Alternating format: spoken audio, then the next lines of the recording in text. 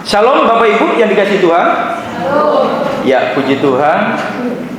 Bagaimana liburannya Bapak Ibu? Di rumah saja, ada sebagian di rumah saja, tapi sebagian besar masih ada yang keliling-keliling ya, karena saudaranya terlalu banyak. Ya. Ya, puji Tuhan Bapak Ibu, kita boleh memasuki bulan April ini dengan kekuatan yang dari Tuhan, dan kita mampu bisa menjalani bulan Maret karena tangan Tuhan yang bekerja menolong kita. Amin. Bapak Ibu, saudara-saudara yang dikasihi Tuhan, pada saat pagi hari ini kita akan bersama-sama belajar tentang satu tokoh yang jarang sekali dibicarakan, satu tokoh yang jarang sekali dikhotbahkan. Siapa namanya itu Bapak Ibu? Siapa? Halo? Yesus Barabas. Ya, mengenai ketika saya tanya Bapak Ibu kesulitan menjawab karena jarang dikhotbahkan. Kalau bicara Paskah, selalu yang dikhotbahkan tentang tokoh, salah satunya Yudas Iskariot. Siapa lagi? Petrus, yang menyangkal Tuhan sebanyak 3 kali. Kan seperti itu ya. Nah, tapi pagi hari ini kita akan belajar satu topik tentang satu tokoh, yaitu Yesus Barabas. Siapakah Yesus Barabas itu? Bapak Ibu, yuk kita bersama-sama akan membuka Alkitab kita dalam Injil Matius pasal 27, maaf. Injil Matius 27 ayat 11. Ya, Injil Matius pasal yang ke-27 ayat yang ke-11 sampai ayat yang ke-17. Bapak Ibu bisa mengikuti di dalam hati. Firman Tuhan berbunyi demikian. Lalu Yesus dihadapkan kepada wali negeri, dan wali negeri bertanya kepadanya, "Engkaukah raja orang Yahudi?" Jawab Yesus, "Engkau sendiri mengatakan." Tetapi atas tuduhan yang diajukan imam-imam kepala dan tua-tua terhadap dia, ia tidak memberi jawab apapun. Maka kata Pilatus kepadanya, "Tidakkah engkau dengar betapa banyaknya tuduhan saksi-saksi ini terhadap engkau?" Tetapi ia tidak menjawab suatu kata pun, sehingga wali negeri itu sangat heran. Telah menjadi kebiasaan bagi wali negeri untuk membebaskan satu orang hukuman pada tiap-tiap hari raya itu atas pilihan orang banyak. Ayat 16. Dan pada waktu itu ada dalam penjara seorang yang terkenal kejahatannya, yang bernama siapa Bapak Ibu? Yesus Barabas. Karena mereka sudah berkumpul di sana, Pilatus berkata kepada mereka, "Siapa yang kamu kehendaki kubebaskan bagimu? Yesus Barabas atau Yesus yang disebut Kristus?" Nanti kita akan lanjutkan. Bapak Ibu, kalau kita memperhatikan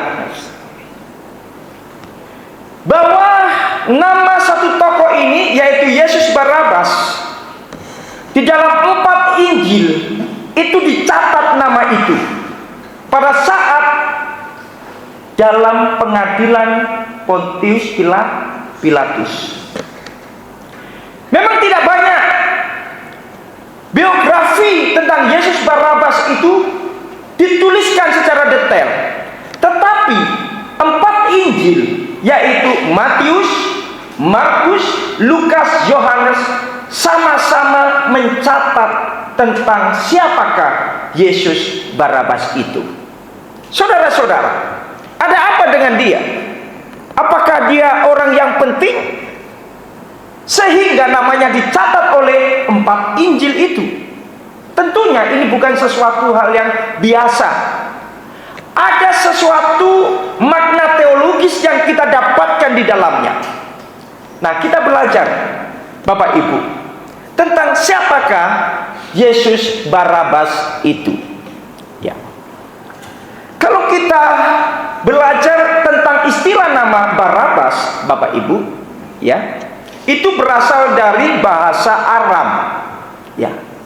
Kata Barabas terdiri dari dua kata, yaitu kata bar sama kata abas, atau dalam bahasa Ibraninya itu abah.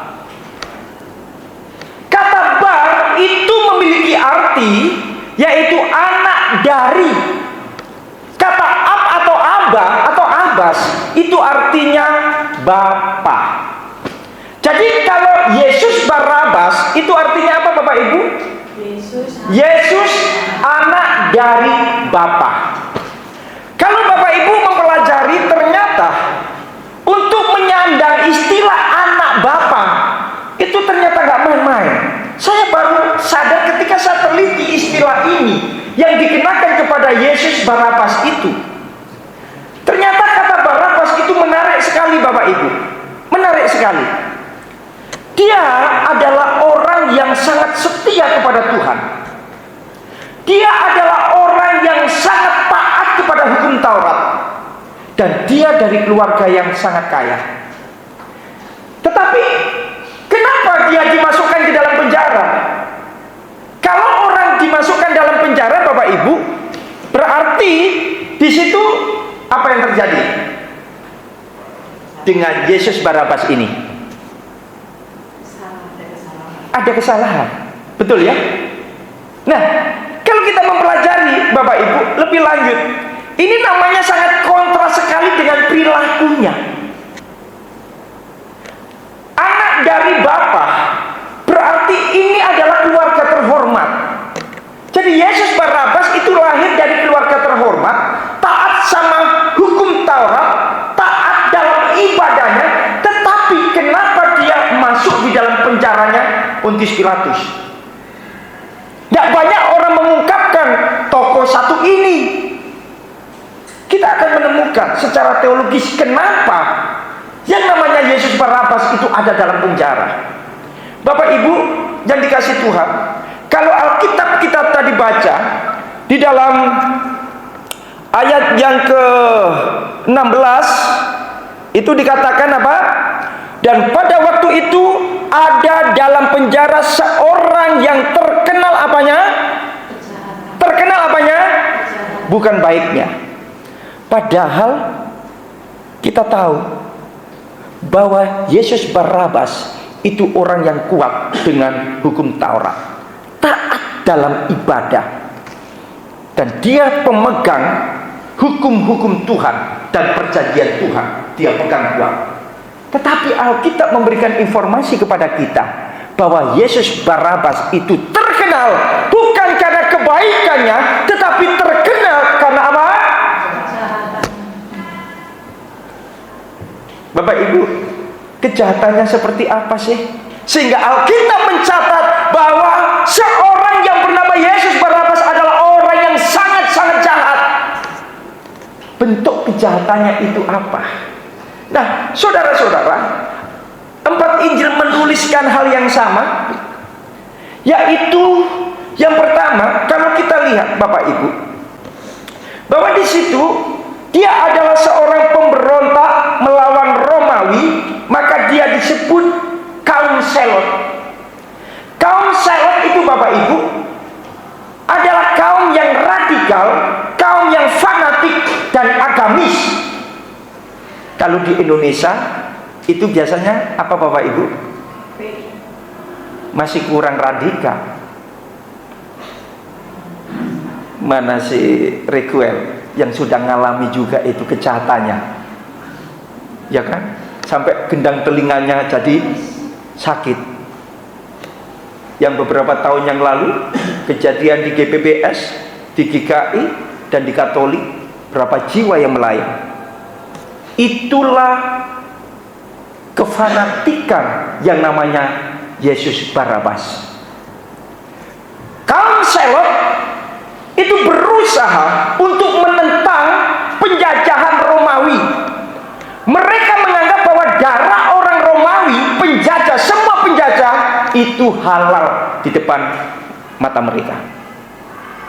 Jadi kalau mereka Bapak Ibu, mereka itu kemana-mana Bapak Ibu selalu membawa senjata. Makanya mereka disebut sebagai kaum yang kemana-mana selalu menggunakan senjata tajam, yaitu sikarit itu. Sikarit itu jadi dia membawa belati dan tujuannya dia menghabisi semua musuh-musuh yang menjajah Israel. Nah, saudara-saudara yang dikasihi Tuhan, kaum Selot ini orang-orang yang bersemangat. Istilahnya dalam bahasa Indonesia yang kita dapatkan dari saudara-saudara kita yang menganut hal seperti ini di Indonesia, itu bersemangat membela siapa? Membela siapa Bapak Ibu? Membela Tuhan. Luar biasa ya Bapak Ibu ya. Dia sangat kejam, tapi bagi mereka, bagi kaum Selot, mereka berdiri di atas kebenaran firman Tuhan. Karena mereka mengklaim diri mereka, kami berada di baris terdepan untuk membela umat Tuhan. Kami membela martabat nama Tuhanku, dan tidak boleh coba-coba penjajah untuk masuk di wilayah Yerusalem. Saudara-saudara yang dikasihi Tuhan, kaum Selot di sini adalah kaum yang sangat bersemangat sekali menentang penjajahan, dan tidak diperbolehkan kalau misalnya ada orang-orang yang jadi tangan kanannya Kaisar Roma pada saat itu, termasuk Pontius Pilatus, itu membawa panji-panji masuk ke kota Yerusalem, maka itu sebuah kehinaan bagi Tuhannya mereka, Tuhannya orang Yahudi. Maka sangat mungkin bagi orang-orang Yahudi untuk melawan mereka, sangat mungkin bagi orang-orang Yahudi membawa sebuah gerakan yang disebut dengan pemberontakan terhadap orang-orang Romawi. Bapak Ibu, bagi mereka, orang-orang Selot, darah orang kafir itu adalah halal. Jadi konsep seperti ini sebenarnya dikopi Bapak Ibu dengan saudara-saudara kita yang ada di Indonesia. Jadi kalau Selot itu Hamasnya orang Israel pada saat zaman itu, ya. Kalau Hamas yang sekarang Bapak itu Selotnya orang Palestina. Bisa paham, bisa tangkap Bapak Ibu? Makanya mereka membunuh orang itu biasa Bapak Ibu, karena didorong oleh fanatisme dan apalagi radikalisme dan juga nasionalisme. Tiga faktor ini yang mendorong yang namanya Yesus Barnabas untuk berusaha membebaskan orang Israel dari penjajahan Romawi. Saudara-saudara yang dikasihi Tuhan, orang seperti ini tidak mungkin bisa tidur ketika melihat saudaranya diperlakukan dengan cara yang rendah. Maka bagi orang-orang Selot, dia lebih berani mati dengan cara terhormat, yaitu di medan pertempuran. Saudara yang dikasihi Tuhan, jadi tujuan daripada orang-orang Selot ini, termasuk Yesus Barnabas ini Bapak Ibu, mereka yang pertama menentang penjajahan Romawi dengan kekerasan. Yang kedua, mereka menganggap tunduk kepada Romawi adalah penghinaan terhadap Allah. Makanya mereka berusaha melawan. Yang ketiga, tujuannya kaum Selot ini mendorong pemberontakan bersenjata demi kemerdekaan Israel. Dan yang keempat, menolak bekerja sama dengan otoritas Roma dan pemungutan pajak yang diberlakukan kepada orang Yahudi. Makanya Bapak Ibu, bagi orang Selot, pemungut pajak seperti Matius yang nulis ini kan Matius ya, latar belakangnya apa? Pemungut cukai, pajak. Bagi Yesus Barnabas, orang seperti ini pengkhianat orang Yahudi. Dia orang Yahudi tapi bekerja untuk siapa? Untuk siapa Bapak Ibu? Untuk Romawi, pemerintahan Romawi. Maka sebenarnya Matius ini juga dalam agenda juga pembunuhan. Dia menjadi sasaran bagi kelompok Selot. Tapi luar biasa Bapak Ibu. Di sini kalau kita melihat bagaimana cara Tuhan ternyata mengatur segala sesuatu, mengatur sejarah dunia ini begitu luar biasa. Nah, Bapak Ibu yang dikasih Tuhan, yang berikutnya Matius 27 tadi jelas sekali ya. Dia tahanan yang terkenal, bukan terkenal kebaikannya, terkenal memberi, menolong orang dan lain sebagainya, tapi memang betul-betul jahat di mata orang-orang Romawi dan di mata Tuhan Yesus. Ya. Yang berikutnya dalam Yohanes 18 ayat 40, dia adalah Lestes. Lestes itu adalah tahanan politik. Yesus Barabas itu tahanan politik. Kenapa dia harus dijatuhi hukuman mati oleh pemerintahan Romawi? Karena dia sangat membahayakan terhadap pemerintahan Romawi. Dia bisa menggulingkan pemerintahan Romawi, dan itu sangat-sangat berbahaya. Kalau dia hidup, itu sangat berbahaya. Makanya Bapak Ibu saudara-saudara yang dikasih Tuhan, ya, yang namanya pemerintahan Romawi sudah mengambil sikap terhadap Yesus Barabas, yaitu dia harus sebenarnya dia harus digantung sampai mati. Itu konsekuensi. Konsekuensinya dia harus mati. Nah, saudara-saudara yang dikasih Tuhan, tapi kalau kita melihat dari percakapan tadi antara Pontius Pilatus dengan imam-imam Yahudi seperti apa? Di situ Pilatus memberikan sebuah pilihan. Di dalam ayat yang ke-17 dikatakan seperti ini. Siapa yang kamu kehendaki kubebaskan bagimu? Yesus Barabas atau Yesus yang disebut Kristus? Bapak Ibu, seruan paling kuat yaitu massa pada saat itu memilih siapa Bapak Ibu? Barabas. Ya. Saudara-saudara yang dikasih Tuhan, sekarang yang menjadi pertanyaan, kenapa Pilatus lebih memilih suara rakyat pada saat itu? Padahal dia tahu bahwa ketika memeriksa Yesus Kristus, Pilatus berkata apa? Aku sudah memeriksa dia, tidak kudapati satupun kesalahan. Bukan hanya aku, tetapi Herodes Antipas juga memeriksa, dan Herodes Antipas mengatakan tidak kudapati kesalahan satupun. Sekarang yang menjadi pertanyaan, kenapa Pontius Pilatus lebih memilih suara massa yang banyak itu? Padahal dia tahu bahwa pilihan massa itu salah Bapak Ibu. Sedangkan hukuman tentang kematian itu adalah yang menjatuhkan pengadilan Pontius Pilatus, bukan imam-imam, bukan. Kenapa Bapak Ibu? Apa? Takut. Berikutnya, ada yang tahu Bapak Ibu? Iya, ada muatan politiknya Bapak Ibu. Apa itu muatan politik? Satu, imam-imam punya kartunya Pontius Pilatus. Apa itu? Dosanya Pontius Pilatus satu, dia menggunakan uang persembahan di bait Allah digunakan untuk bangun saluran air, dan itu bagi orang Yahudi itu penghinaan dan menajiskan bait Allah. Yang kedua, Bapak Ibu, yang kedua, di situ Pontius Pilatus menajiskan kota Yerusalem dengan cara apa?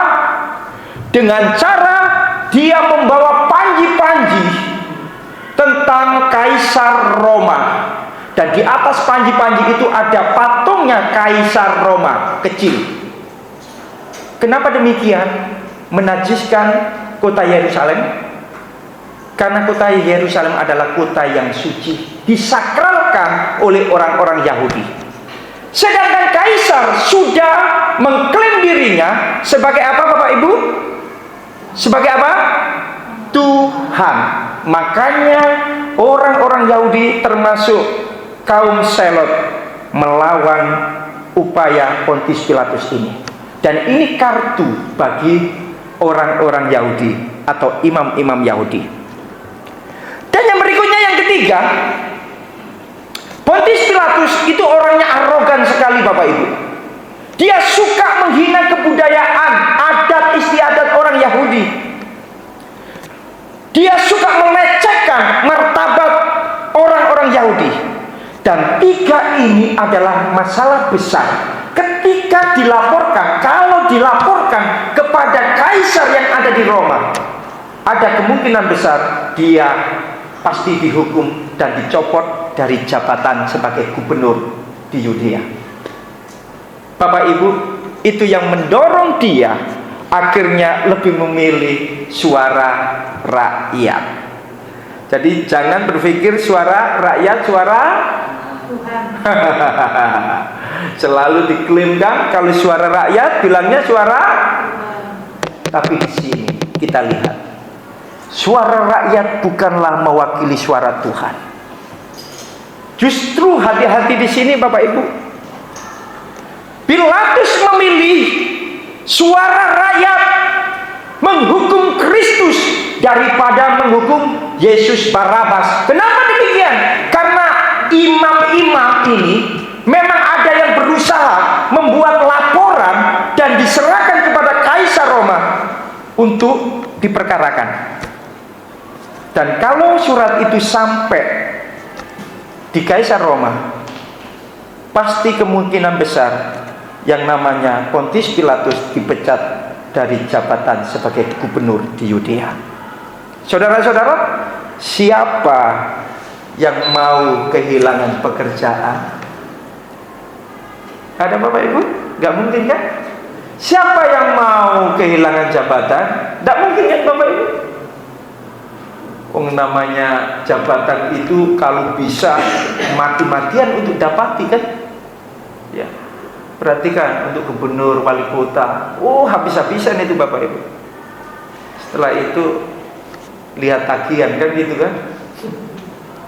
Ya. Karena ada teman juga yang nyalonkan kan di Maluku.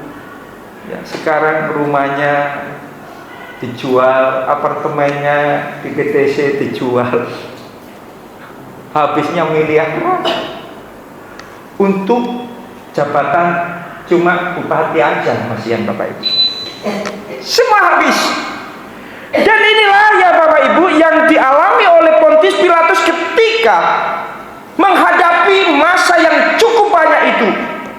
Padahal Pontius Pilatus tahu Yesus nggak ada kesalahan satupun.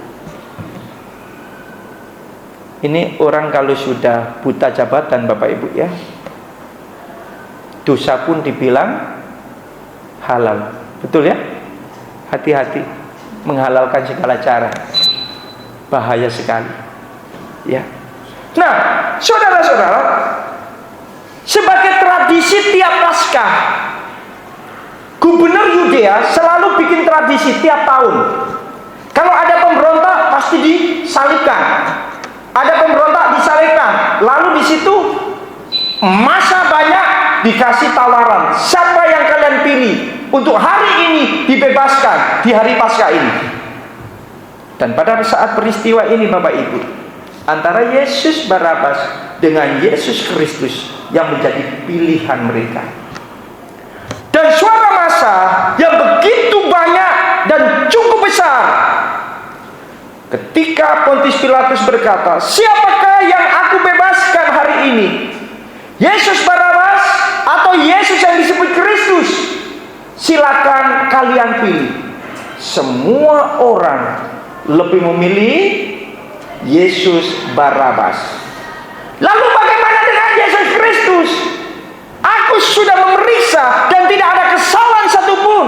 Tapi mereka tetap berkata, salibkan dia. Saudara-saudara yang dikasihi Tuhan, tentunya di sini ada makna teologis di dalamnya. Makna teologisnya bahwa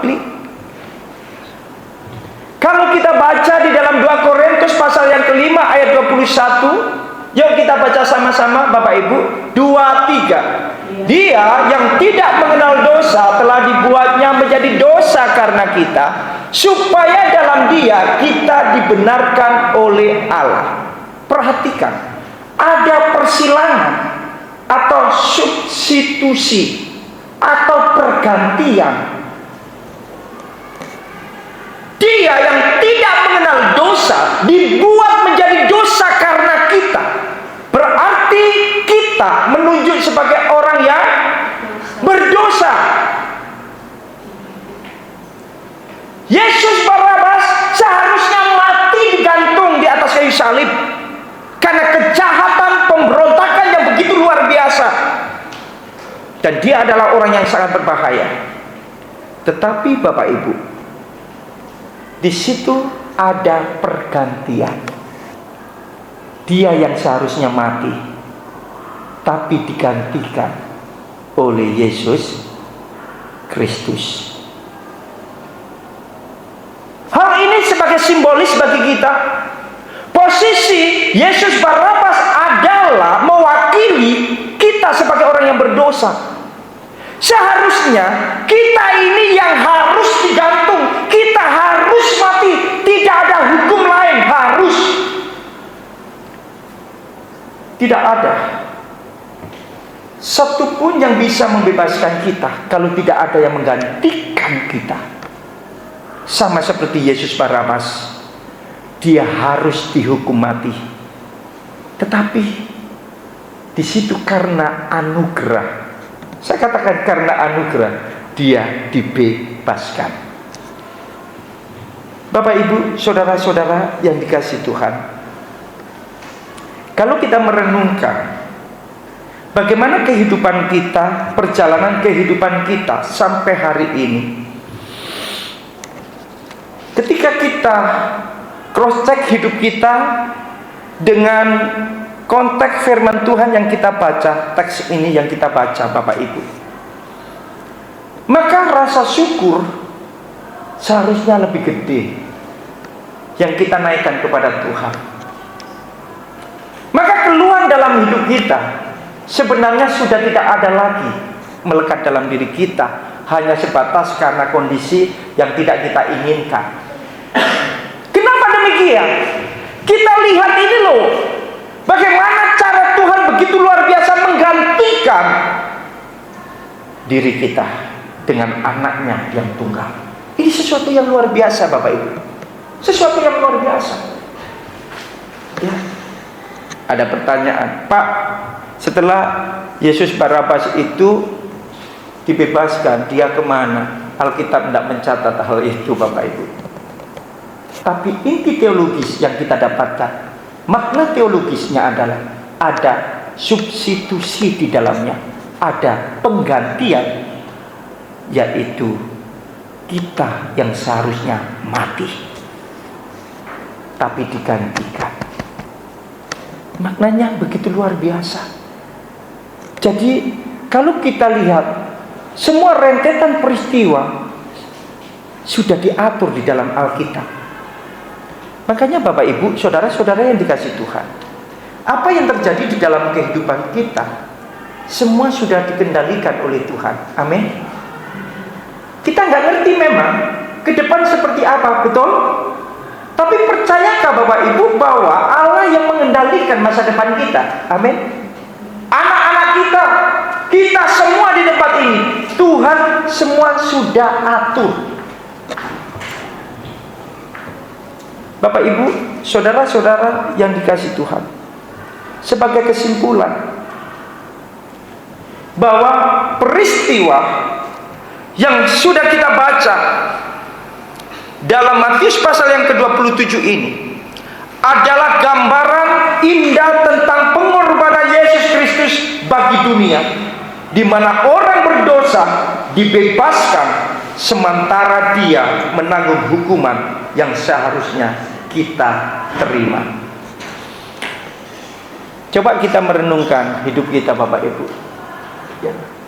Jadi ketika kita mengalami titik jenuh dalam hidup kita, hidup sudah jenuh, tambah beban, semakin jenuh kan gitu kan. Coba Bapak Ibu merenungkan peristiwa ini, kita akan menjadi kuat kembali. Ya. Jadi kadangkala kita itu memperumit hidup kita dengan hal-hal yang sebenarnya itu tidak punya arti apa-apa sebenarnya. Itu hanya sebatas latihan, apa Bapak Ibu? Latihan kehidupan. Tapi kalau kita memandang begitu luar biasanya cara Tuhan untuk menggantikan hidup kita, menggantikan status kita, menggantikan posisi kita, tidak ada kata selain kita bersyukur dan bersyukur pada Tuhan. Ya. Jadi kalau orang betul-betul memahami makna di dalamnya begitu dalam, dia nggak sembarangan juga dengan hidupnya. Dia pasti menghargai cara penggantian yang Tuhan kerjakan atas hidup kita. Jadi Bapak Ibu, saudara-saudara yang dikasihi Tuhan, kita renungkan firman Tuhan ini, biarlah mengingatkan kepada kita ini Yesus Barabas, kita ini orang rusak, seolah-olah kita ini orang yang taat kepada Tuhan, seolah-olah kita ini pemegang janji, seolah-olah kita ini sebagai orang yang tunduk kepada hukum-hukum Tuhan. Tetapi ternyata itu semua dipandang Tuhan tidak. Kalian membutuhkan penggantian itu. Kadang ada orang merasa bisa menjalani hidup dengan kekuatannya sendiri, tapi dia lupa bahwa Yesus Kristus satu-satunya pribadi yang mengendalikan seluruh kehidupan kita. Saudara-saudara yang dikasihi Tuhan, mari kita renungkan peristiwa antara Yesus Barabas dengan Yesus Kristus ini, dan kita renungkan bersama supaya kita semakin hidup mengasihi Tuhan, hidup mau memberi kepada Tuhan, hidup mau melayani Tuhan. Mari kita naikkan satu pujian.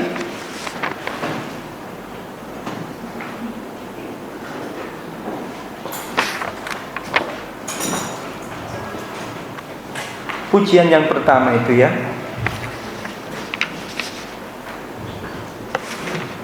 Bapak Ibu, saya undang bangkit berdiri.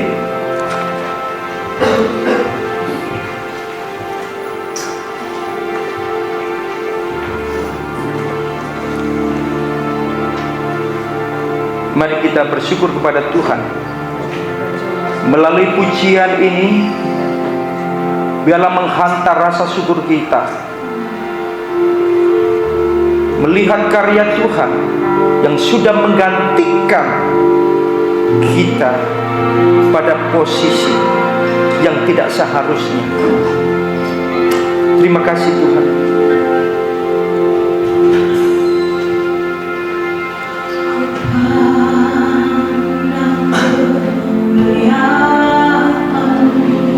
Amin Tuhan.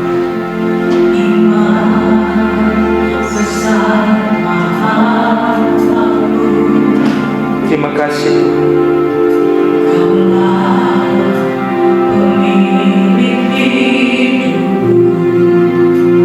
Yesus